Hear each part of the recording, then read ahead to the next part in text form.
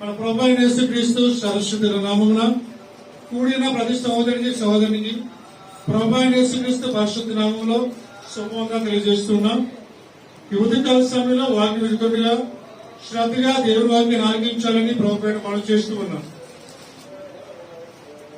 మనకి అబ్రహాము అనగా గుర్తొచ్చేదని చెప్పండి.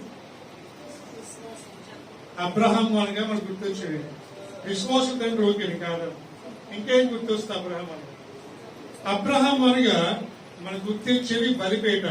ఎందుకంటే ఎక్కువ శాతం బలిపేటలు కట్టింది అబ్రహాం. యాకోబు అనగా గుర్తొచ్చేది ఎక్కువ గుడారాలు గుర్తొస్తాయి. ఎందుకంటే యాకోబు ఎక్కడికెళ్ళినా గుడారాలు వేస్తూ ఉండేవాడు యాకోబు. ఇస్సాకు అనగా గుర్తొచ్చేవి బావులు గుర్తొస్తాయి. అబ్రహాం అనగా బలిపేటలు గుర్తొస్తాయి. యాకోబు అనగా గుడారాలు గుర్తొస్తాయి. ఇస్సాకు అనగా బావులు గుర్తొస్తాయి. ఎందుకంటే వీటికి వాళ్ళకి ప్రత్యేకత ఉంది. కాబట్టి ఉదయకాల సమయంలో దేవుడు నా హృదయంలో పెట్టిన వాక్య లేఖన అంశము ఇస్సాకు తగ్గించిన బావుల గురించి కొన్ని విషయాలు మీతో పంచుకోవాలని ఆశపడుతున్నాను. The wells the dig by the Isaac. అయితే వాక్య లేఖనము ఆదికాండం 26 అధ్యాయం 16 నుంచి 33 వరకు మీరు చదివినట్టయితే ఇంటికి వెళ్ళిన తర్వాత ఆదికాండం 26 13 నుంచి 33. ఇస్సాకు జీవితంలో మొత్తం 5 బావులు ఉన్నాయి. ఎన్ని బావులండి? ఇస్సాకు జీవితంలో 5 బావులు ఉన్నాయి. ఈ రోజుల్లో ఈ ట్యాప్స్ వచ్చిన వల్ల బావులు మనకు తక్కువ కనిపిస్తూ ఉంటాయి.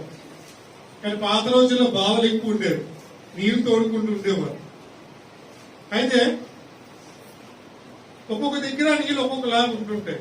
కానీ ఇస్సాకు తవ్వించిన బావిలో మాత్రం నీరు మాత్రం జీవజల నదిలో ఉండేవాడిని. అంటే చాలా స్వీట్ గా ఉండేవి నీళ్లు.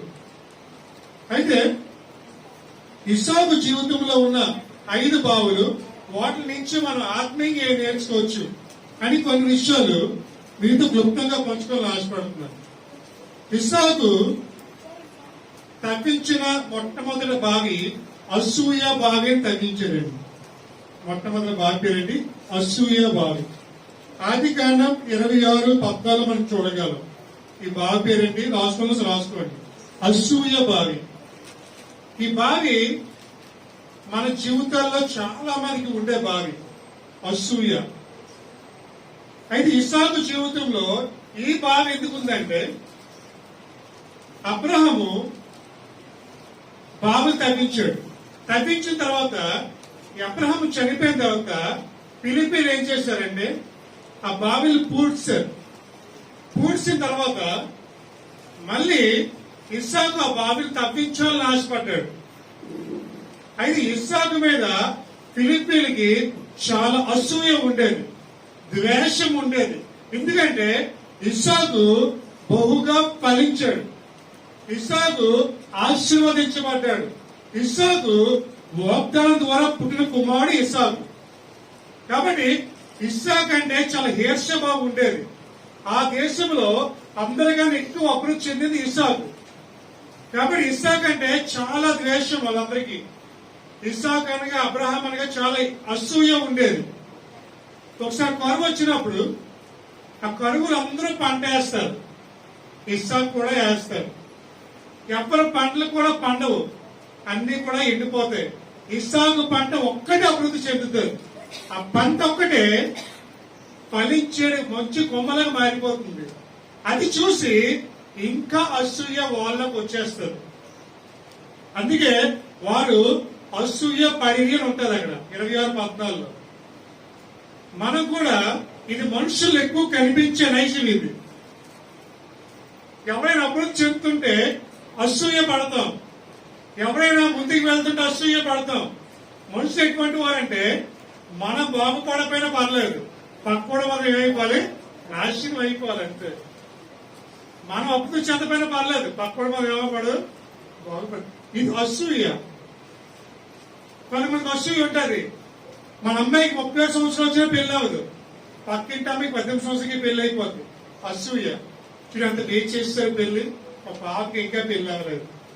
ఇలాంటి అసూయ స్వభావాలు ప్రతి మనిషిలో ఉంటాయి. ఒకళ్ళు అభివృద్ధిని చూసి తట్టుకోలేం, ఒక అభివృద్ధిని చూసి ఈర్ష్యాభావం. ఒక దీవించబడుతుంటే మనుషులు ఎటువంటి వారంటే అభివృద్ధి చెందే వాళ్ళు చూసి ఏడుస్తూ ఉంటారు. ఎదుగుతూ ఉన్నట్టే మనం చూసి తట్టుకోలేం వాళ్ళని. వేరే ఆలోచనలో వెళ్ళిపోతూ ఉంటాం. అసూయ భావంతో మన జీవితాలు ముందుకు వెళ్ళిపోతూ ఉంటాయి. అయితే క్రైస్తవ జీవితంలో అసూయ అనేది ఉండకూడదు. ఒకరు చూసి, ఒక అభివృద్ధిని చూసి వాళ్ళ మీద వ్యసన పడకూడదు. ఒక దీవించబడి మన వ్యాపారాలు దీవించబడతాయి అనుకోండి, పక్క వాళ్ళు దీవించబడకపోతే వాళ్ళకి అసూయ. చూడాలి, దీవించబడుతున్నారు వాళ్ళు. నేను దేవుని నమ్ముకున్నా, దేవుళ్ళు కొనసాగుతున్నా, చర్చికి వెళ్తున్నా, దర్శన భాగాలు ఇస్తున్నా, అన్ని ఇస్తున్నా, కానీ మా జీవితంలో కార్యం జరగలేదు. వారు ఏం ఇవ్వకపోయినా వారి జీవితంలో ఎన్ని గొప్పగా జరుగుతున్నాయని దేవుని మీద మనం ఏం చేస్తాం, సొనుక్కునే స్వభావంలో వెళ్ళిపోతూ ఉంటాం. కుమారుడు కానీ క్రైస్తవులు కూడా మనము ఇతరుల మీద ఏం చేయకూడదు, సొనుక్కోకూడదు. ఇతరుల కొరకు ప్రార్థన చేసే వరకు ఉండాలి. ఒక శ్యామను మనం కోరుకోవాలి. అందుకంటాడు క్రైస్తవుల నోట్లోంచట ఆశీర్వచనం రావాలంటండి, శాపనార్థాలు రాకూడదండి నోట్లోంచి. ఇతరులు మనం క్షమించకూడదు. నువ్వు నాశనం అయిపోతావు, నువ్వు మనం ఓడకూడదంట. నువ్వు దీవించబడతావని ఆశీర్వదించాలంట. కానీ మనం ఏం చేస్తామంటే శాపనార్థాలు వచ్చేస్తుంటే అలా చేసే వాళ్ళు ఏమైపోవాలి, నాశనం అయిపోవాలంటే. వాళ్ళు శపించబడాలి, వాళ్ళు అభివృద్ధి చెందకూడదు. వాళ్ళ నాశనం అయిపోతుంటే మనకి ఎంత ఆనందమో. భలే జరిగింది, వాళ్ళకి తగిన స్థాయి జరిగిందంట. కుమార్తె క్రైస్తవులుగా చూసే నువ్వు ఇతరులు నీ కొరకు ప్రార్థించేసేవాడిగా ఉండాలి. దేశ క్షేమం కొరకు, అధికారుల క్షేమం కొరకు, సంఘ క్షేమం కొరకు, కుటుంబ క్షేమం కొరకు, సంఘం అభివృద్ధి కొరకు ఏం చేయాలి, ప్రార్థన చేయాలి తప్ప వ్యసన పడకూడదు. కుమార్తె ఇస్సాకు మీద అదే జరిగింది. ఇక్కడ ఇస్సాకు మీద ఆ అసూయ పడితే ఇస్సాకు అభివృద్ధి అయిపోతున్నాడు. 20 అలాగే ఉండిపోయారు. ఇస్సాకు పంట ఏం అభివృద్ధి అయిపోతుంది. ఇస్సాకు దీవించబడుతున్నాడు, ఆశీర్వదించబడుతున్నాడు. మిగతా వాళ్ళు ఏమైపోతున్నారు, కిందకి వెళ్ళిపోతూ ఉన్నారు. అది చూసి వారు ఏమయ్యారు, అసూయ పడ్డారు. కుమారుడు ఎవరి జీవితంలో అసూయ అనేది ఉంటారో, ఎవరి జీవితంలో అయితే ఇతరులు అభివృద్ధి చెందుతుంటే వారు సొనుక్కుంటారో వారి జీవితాలు ఎప్పుడు ఫలవంతం కాదు. కుమారుడు మన జీవితంలో ఇతరులు చూసి అబ్బా మంచి కోరుకోవాలి తప్ప ఇతరులకి ఏం కోరుకోకూడదు. అందుకంటాడు మంచి చేయిపోయిన పర్లేదు కానీ ఇతరులకి కీడు తలచుకోవడదు హృదయంలో. నువ్వు మంచి చేయిపోయినా పర్లేదు, ఇతరులకు నువ్వు సహాయం చేయకపోయినా పర్లేదు, వాళ్ళ కీడు మాత్రం ఏం చేయకూడదు, చేయకూడదు వాళ్ళ కీడు. మన మనస్తత్వం అలా ఉంటాయి. మంచిని మర్చిపోతాం, చెడుని గుర్తు పెట్టుకుంటాం. కుమార్తె ఈ ఉదయకాల సమయంలో 10 మంది అందంగా ఉంటే అసూయ. చూడు అమ్మాయి అంత అందంగా తయారయ్యిందో, దేవుడు అన్న తెలియ పుట్టించాడు, దేవుడి మీద అసూయ. బాగా చదువుకున్న అసూయ. మన పిల్లలు అదే చూస్తాం. బాగా చదువుకున్న అమ్మాయిల మీద అసూయ పడతారు చదువులేని పిల్లలు. ఎవరైనా అందంగా తయారైతే చాలు వాళ్ళ మీద అసూయ పడతాం. దేవుడు తిట్టుకుంటాం, నాకేంటి ఇలా రూపించాడు, అలాగే మంచి రూపించాడు, అలాగే రూపించిన బాగుంది నాకు అని అసూయ పడుతుంటాం. ఇటువంటి అసూయ భావం మనుషుల్లో ఉండకూడదు. క్రైస్తవులు అస్సలు ఉండకూడదు. ఇతరులకు ప్రార్థన చేసేవారంగా, ఇతరుల క్షేమం కోరేవారంగా, ఇతరుల అభివృద్ధి చెందేవారంగా మనం చేస్తే దేవుడు మనల్ని కూడా అభివృద్ధి చేస్తాడు. కుమారుడు దేవుడి మీద కూడా అసూయ పడ్డారు చాలా మంది యూదులు. ఆఖరి శివుడు కూడా అర్పించారు. ఎందుకంటే యేసుని చూసి చాలా మంది మారిపోతూ ఉన్నారు. ఆ మార్పుని చూసి వారు ఏమైపోతున్నారు, అసూయ పడ్డారు. కుమారుడు యువతికాల సమయంలో మొట్టమొదటి భాగం అదే. మన జీవితంలో కూడా మొట్టమొదటి భాగం అదే, అసూయ. కాబట్టి ఎవరికైనా అసూయ బాగుంటే అది మనలోంచి తొలగించాలి. కానీ మనం ఏంటంటే మన విషయాల కన్నా పక్కింటి విషయాలు ఎక్కువ పట్టించుకుంటాం. అదొక ఆనందం కొంతమందికి కదండి. వాళ్ళ విషయాలు పట్టించుకోరు. పక్కింట్లో ఏం మాట్లాడుకుంటున్నారా, ఏముందో నా గురించి చెప్పుకుంటున్నారా? మళ్ళా నీకు చెప్పేది వెంటనే వాళ్ళ మనశ్శాంతి ఉండదు కదా. పురాణాల్లో ఒక వ్యక్తి ఉంటే వాడికి తెలిసే తెలియదు. ఎవరు చెప్పండి? నారద ముని అనేవారు కదా. ఇతనికి భోజనం కాదేంటండి, ఎవరైనా గొడవాడుకుంటే వాడు పిండిపోయేదండి. ఎవరికైనా గొడవాడుకుంటే చెప్పారు వీళ్ళు అంతా ఏం జరుగుతుందో వాళ్ళ బుద్ధలో చేపెట్టాడు, గొడవ పెట్టాడు. అటువంటి స్వభావం ఉన్నవాళ్ళు ఇప్పుడు కూడా ఆశీర్వదించబడి కుమారుడు. నరకంలో మొదటి చేయి రాలేదండి, ఫస్ట్ నుంచి రాలిగే. ఎవరైతే ఎదురు ఇంట్లో గొడవ పెడతారో, ఎవరు అసూయ పడతారో వారు అటువంటి వారినే నరకంలో మొట్టమొదటి కుర్చీ అంట. ఇక కుర్చీ కావాలి ఈరోజు. కుమార్తె ఇతరులు చూసి అసూయ పడకు, వాళ్ళ అభివృద్ధిని చూసి దర్శన పడకు. దేవుడు ఆశీర్వదించాడు, ఇంకొకరు ఆశీర్వదిస్తాడు. దానికోసం ఎదురు చూడు.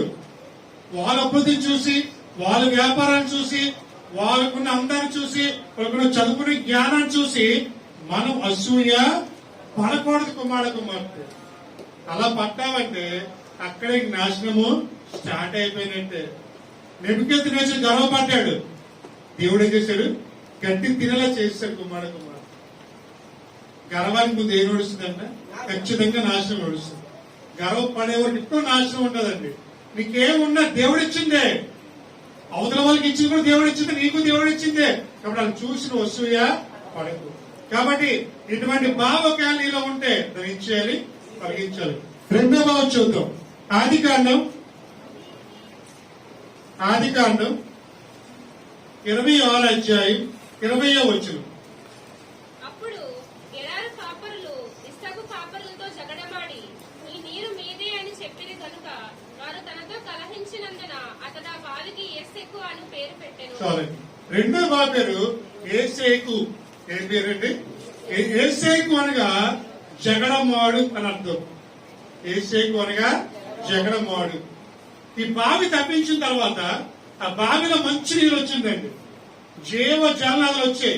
ఎప్పుడైతే బావి వచ్చి నీరు వచ్చిందో వెంటనే మీరు ఏం చేశారంటే ఇస్సాకు జగడమాటం స్టార్ట్. ఈ నీరు మాది, ఈ నీరు మీది కాదు.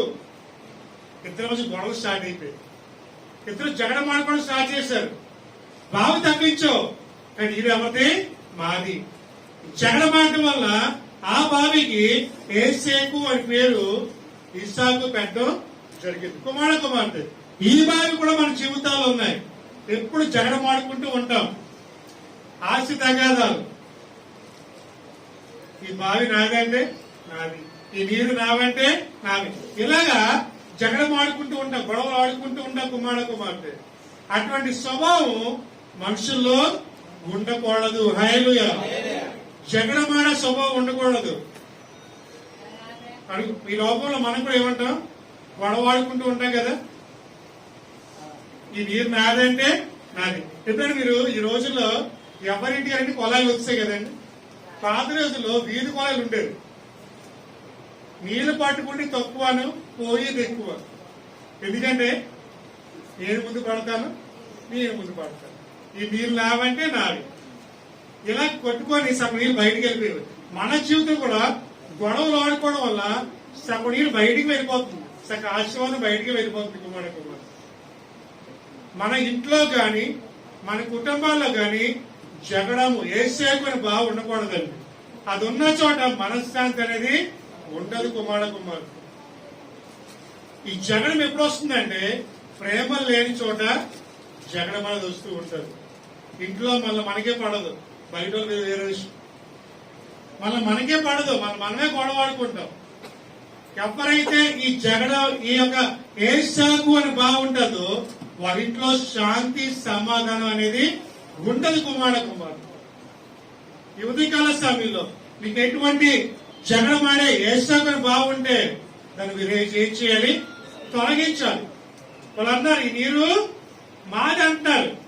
మనం కూడా అనేక సార్లు అన్నాం ఈ స్థలము నాది, ఈ భూమి నాది, ఇది మా తాతల ఆస్తి, మా అమ్మమ్మ ఆస్తి. ఈ ఆస్తుల కోసం ఎన్ని మనుషులు చంపుకునే స్థాయికి వెళ్ళిపోతున్నారండి.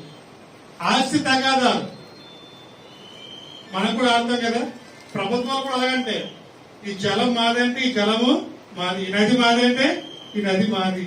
ఇటువంటి గొడవలు చాలా కుటుంబాల్లో వస్తూ ఉన్నాయి కుమారుడు. అందుకని ఇటువంటి బావి మన కుటుంబాల్లో ఉండకూడదు. బావి పేరేంటి? ఏసాకు అని బావి. బావి అర్థమేంటి? జగడమాడు. ఎవరింట్లో అయితే జగడం ఉంటుందో వాళ్ళ ఇంట్లో ఈ బావి ఉన్నట్టే. కుటుంబాల్లో పిల్లల మధ్య, తల్లిదండ్రుల మధ్య, వీళ్ళ మధ్య ఏముండకూడదు? జగడలు ఉండకూడదు. ప్రేమ అనురాగాలు అనేవి ఉండాలి కుమారుడు. యువతి కాల సమయంలో ఒక ఇటువంటి బావి ఉంటే ఆ బావిని మీరు ఏం చేయాలి? తొలగించుకోవాలి. అటువంటి బావి మీలోంచి బయటికి వెళ్తే గాని మనం ఏమో ఆశీర్వాదించబడము. హల్లెలూయా, హల్లెలూయా. కుమార్తె యువతి కాల సమయంలో ఎవరి ఇంట్లో అయితే జగడం అనే బాగుంటుందో ఈ రోజు ఏం చేయాలి? వాళ్ళు తొలగించుకోవాలి. అలా అంటున్నారు, ఈ నారి, ఈ నీరు నాది, నీరు మీది కాదు అన్నాడు. ఇష్టం కోపం వచ్చింది. అదే నేను తవ్వితే మీరు అంటారండి నీళ్ళు. ఎందుకంటే నీళ్లు బాగున్నాయి, టేస్టీగా ఉన్నాయి కాబట్టి ఈ నీళ్లు బాగుంటారు. మనం కూడా అలాగే గొడవకి వెళ్ళిపోతూ ఉంటాం. చిన్నదానికి పెద్దదానికి కొంతమంది గొడవలు ఆడుతూనే ఉంటారు. ఎంత బాగా ఆడతారంటే వాళ్ళకి పక్కలు కూడా ఆడలేరు, అంత బాగా గొడవ ఆడతారు. క్రైస్తవులు గొడవ వారేవారుగా ఉండకూడదు. కొంతమంది ఉంటారు సంబంధం లేకపోతే గొడవ మధ్యలోకి వెళ్ళిపోతారు. అదొక శ్రద్ధ కొంతమంది. ఆ సంబంధం లేదు అసలు ఆ గొడవకి, కానీ మధ్యలోకి వెళ్ళిపోతారు. వెళ్ళిపోయి ఇద్దరు దెబ్బ తినేస్తారు కుమార్తె. అటువంటి గొడవల్లోకి అస్సలు మనం ఏమైనా వెళ్ళకూడదు. గొడవ ఆడుకుంటే అక్కడ దూరంగా వెళ్ళిపోవడం మంచిది. అది మనకి మంచిది. అవతల వాళ్ళు తిడుతున్నా సరే మనం తిట్టకుండా ఉండడమే క్రైస్తవ లక్షణం. మనం ఒక మాట అని వాళ్ళొక మాట అంటే ఇంక మనకి వాళ్ళకి తేడా ఏముంది? కొంతమంది అనుకుంటారు మనం ఏం మాట్లాడకపోతే మనం చేతి కదా అనుకుంటారు. అది కొంతమంది ఆల్రెడీ మనుషులు ఉన్నారు. మా పోలే తిట్టుకోవాలని నిలిపాం అనుకోండి, వాళ్ళు ఇంకంతే వాళ్ళు కంట్రోల్ చేయలేము. అందుకే మనకు మనం గొడవ ఆడుతుంది. కానీ మన గొడవలు ఏమవుతుందంటే దోషుల మాటలు వచ్చేస్తూ ఉంటాయి. మన సాక్ష్యం మనం పాడు చేసుకునే వారికి అవుతాం. కాబట్టి మన గొడవలకి ఎంత దూరంగా వెళ్ళిపోతే మనం అంత ప్రశాంతంగా ఉండగలమండి. అనవసర విషయాలు తలదూరిస్తే మన ఇంట్లో కూడా ఏసామని బావి వచ్చేస్తుంది ఆటోమేటిక్. కాబట్టి ఆ బావి మన ఇంట్లో ఉండాలంటే మన కుటుంబాల్లో శాంతి సమాధానం ఉండాలి. భార్య భర్తల మధ్యన ఏసాకైన బావి, పిల్లల మధ్యన ఏసాకైన బావి. ఎందుకంటే భార్య భర్త ఇద్దరు కొట్టుకుంటుంటారు మన కుటుంబాల్లో. అయితే ఇంటి పక్క నుంచి వెళ్తే ఇంక వాళ్ళదే వినిపిస్తుంది మనకి. భార్య భర్తని కొట్టడం, భర్త భార్య కొట్టడం. మా ఇంట్లో పాత కుటుంబం ఉండేదండి. పాపం అమ్మగారు కొద్దిగా లావు, మంచి బలంగా ఉండేవారు. అయ్యగారు కొద్దిగా సన్నం. అమ్మగారు లావు, అయ్యగారు సన్నగా ఉండేది. పాపం అయ్యగారు అస్మాలు దెబ్బలు తీయడమే, అమ్మగారు రోజే బాధమే. పాపం అది చూసి మాకే బాధ అనిపించేది. అయ్యో ఏంటి లేవు. అలా ఆయన వస్తే బయట వచ్చి తలుపు తాళా వేసి ఇంట్లో వస్తే బాధిస్తుంది. పాపం ఏమీ చేయలేని పరిస్థితి. అప్పుడు తిరిగి కొట్టేవాడు కాదు, ఎంత మంచివాడు. మళ్ళీ తిరిగి ఒక దెబ్బ కూడా వేసేవాడు కాదు, దెబ్బలు బాగా తినేసేవాడండి. పాపం ఇలాంటి కుటుంబాలు చాలా ఉన్నాయి. మీకు బయటికి కొంతమంది కనిపిస్తారు, కొంతమంది కనిపించదు. ఆ కోపంలో ఏమవుతుందంటే ఈ మధ్య రాత్రి టీవీలో న్యూస్ చూస్తే లేదు, 2 సంఘటనలు జరిగాయి. ఒకటేమో తల్లిని చంపిస్తారు, ఒకటేమో నాన్నని చంపిస్తారు, తండ్రిని. న్యూస్ తో చెప్పారు. అంటే ఇటువంటి తగాదాలు చాలా జరుగుతున్నాయి ఈ లోకంలో. కారణం ఏంటంటే వాళ్ళ ఇంట్లో ఈ ఏసాకుని బాగుండడమే కారణం. మన కుటుంబంలో ఏసాకుని బావి ఎప్పుడు ఉండకూడదు. అది ఉందంటే మన కుటుంబాలు ఏమైపోతే నాశనం అయిపోతుంది. కాబట్టి రెండోదిగా మన కుటుంబాన్ని ఏసాకుని బావిని తొలగించారు. మూడో బావి చూస్తే ఆదికాండం 26:21. వారు మరియొక్క బావి త్రవ్వినప్పుడు దాని కొరకును జగడమాడిన గనుక దానికి సిత్నా అను పేరు పెట్టెను. మూడో బావి సిత్నాను అని పేరు పెట్టారు. సిత్నాను అనగా విరోధము అని అర్థం. సిత్నాను అనగా విరోధము. జగడం ఎప్పుడు వస్తుందంటే విరోధం వచ్చినప్పుడు జగడం వస్తుంది. ప్రేమ ఉన్నప్పుడు రాదండి. విరోధం ఎప్పుడైతే ఏర్పడుతుందో వారి మధ్యన అసూయ వచ్చి, అసూయ జగడం వచ్చి, జగడం నుంచి ఏమైపోతే విరోధం వచ్చేస్తుంది. హల్లెలూయా. మనకి విరోధి ఒక్కడే, సాతాను ఒక్కడే. కానీ మనకి లోపల చూస్తున్న మనకి చుట్టూ ఉన్న వాళ్ళు విరోధులే. మన ఇంట్లో అందరూ విరోధులే. ఆ విరోధులు ఎక్కువైపు ఏమైపోతుందో మనకి శాంతి సమాధానం ఉండదు. కుమారుడు మనకి అందరూ చుట్టాలే ఉండాలండి, విరోధులు ఉండకూడదు. ఐక్యమత్యమే మహాబలం అన్నారు. విరోధం ఉన్న చోట ఐక్యమత్యం ఉండదు. 2 పాయింట్ల తోడు త్వరగా తెగిపోదు కదా అంటాం.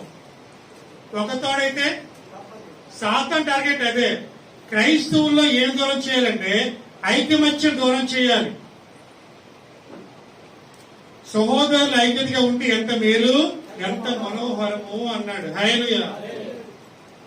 మనం ఎంత ఐక్యతగా ఉంటే మన సాతానుతో అంత గట్టిగా పోరాడగలం. కుటుంబంలో ఐక్యత ఉండదు, సంఘముల ఐక్యత ఉండదు, సహోదరుల మధ్యన ఐక్యత ఉండదు, శాంతి సమాధానం ఉండదు. ఒక సంఘానికి వచ్చిందని ఎప్పుడైతే ఒక సంఘానికి వెళ్తావో నీకు అప్పుడే విరోధం అయిపోవు. పక్క నుంచి వెళ్తే ఎవరు తెలియదు పొరదిక్కుని వెళ్ళిపోవడం. అప్పుడు ఒక అక్క చెల్లి అన్నావు, సహోదరి అన్నావు, ఇంటికి వస్తే ప్రార్థన చేయించుకున్నావు, ఈరోజు మగ తిప్పులు వెళ్ళిపోతావా? ఇక అదేం ఐక్యత? కుమార్ ఎక్కడైతే ఐక్యత ఉంటుందో అక్కడ యేసయ్య ఉంటాడండి. ఎక్కడైతే ఏక మనసుతో ప్రార్థన చేస్తారో అక్కడ పరిశుద్ధాత్మ దిగి వస్తుంది. హల్లెలూయా. మేడ మీదకేగా అపోస్తలులు 120 మంది ఏం చేస్తున్నారు? ప్రార్థన చేస్తుండగా వాళ్ళ మీదకి పరిశుద్ధాత్మ రావడమే కాకుండా వారు అన్ని భాషల్లో మాట్లాడడం స్టార్ట్ చేస్తారు. వాళ్ళందరూ ఏక మనసుతో ప్రార్థన చేశారు. హల్లెలూయా. ఈ రోజు అదే లేదండి. ఏక మనసు లేదు, మాట మాడి పొత్తు లేదు, కుటుంబాల్లో సమాధానం లేదు, ఐక్యత లేదు. ఒక్కరొక్కరు పడదు మనకి. ఎక్కడైతే ఐక్యత ఉంటుందో అక్కడ యేసయ్య శాంతి సమాధానం ఉంటుందండి. ఈ బావి, క్షేత్రాన్ని బావి కుటుంబాల్లో ఉంది ఐక్యత లేకపోవడం వల్ల. కాబట్టి విరోధం అనేది ఇటువంటి బావి మన ఇంట్లో ఉండకూడదు. యేసయ్య తప్పించిన బావి లాంటి బావి మన ఇంట్లో ఉండకూడదు. విరోధం అనే బావి. ఎవరి మధ్యలో కూడా విరోధము. అందరూ ఒకటే, మనుషులందరూ ఒకటే. దేవుళ్ళ మనకేంటి, అందరికీ దేవుడే. అలాగే మనకు కూడా నిజమైన క్రైస్తవం అయితే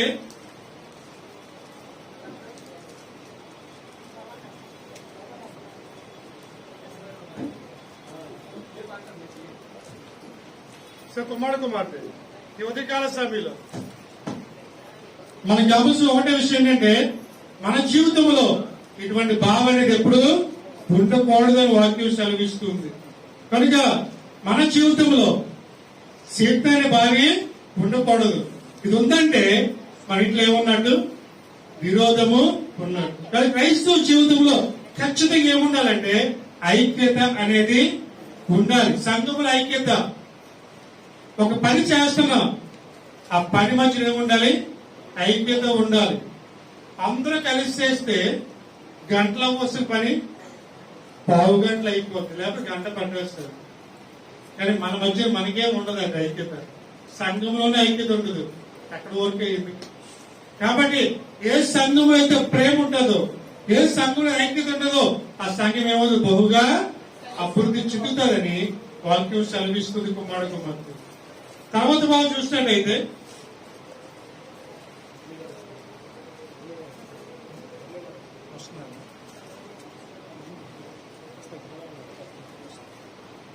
కాబట్టి తర్వాత బాగా చూసినట్టయితే ఆదికాండం 26 వచ్చిన అతడు అక్కడ నుండి వెళ్లి మరి యొక్క బావి త్రవ్వించెను. దాని విషయమే వారు జగడం ఆడలేదు కనుక అతడు ఇప్పుడు యెహోవా మనకు ఎడమ కలగ చేస్తున్నాడు కనుక ఈ దేశమంతా అభివృద్ధి పొందుదాం అనుకొని దానికి రెహబోతు అని పేరు పెట్టెను. చాలండి. 4వదిగా బావి పేరండి రెహబోతు. రెహబోతుగా ఎడమ అని అర్థం. ఎడమ అంటే ఏం చెప్పండి? దూరం అయిపోవడం. హల్లెలూయా. ఎడమనగా దూరం అయిపోవడం. ఈ బావి కూడా మన జీవితాల్లో ఉన్నాయి. మనం చాలా మంది దూరంగా జీవిస్తూ ఉంటాం. కొంతమంది ధనాన్ని చూసి దూరంగా వెళ్ళిపోతారు, కొంతమంది తనకున్న బలాన్ని చూసి దూరంగా ఉంటారు. అంటే కొంత కలవడానికి ఇష్టపడరు. చాలా మంది లోపల ఇటువంటి బావులు ఉన్నాయండి. రెహబోతు అనే బావి ప్రతి జీవితాల్లో ఉంది. ఎందుకంటే మనం కూడా బంధువులకు ఎడమగా వెళ్ళిపోతూ ఉన్నాం, స్నేహితులకు ఎడమగా వెళ్ళిపోతూ ఉన్నాం. కలిసి ఉండవలసిన కుటుంబాలు ఎడమలైపోతాయి. ఒకప్పుడు మనకి ఉమ్మడి కుటుంబాలు ఉండేవి. ఈ రోజు ఏ కుటుంబాలు ఉన్నాయి? విడిపోయి కుటుంబాలు ఉన్నాయి. హల్లెలూయా. కారణం ఏంటంటే వాళ్ళు ఏంటంటే ఎడమ ఎక్కువైపోయింది. ఈరోజు డబ్బుకున్న ప్రాముఖ్యత ప్రేమ ఆప్యాయతకి లేదు. డబ్బు ఉంటే బంధువులు, డబ్బు లేకపోతే బంధువులు కాదండి. కాబట్టి కుమార కుమార్తె ఈ ఉదయకాల సమయంలో ఎవరి జీవితం ఎటువంటి భావాలు ఉన్నాయో అటువంటి వారి జీవితాల్లో దేవుడు కార్యము జరిగించండి.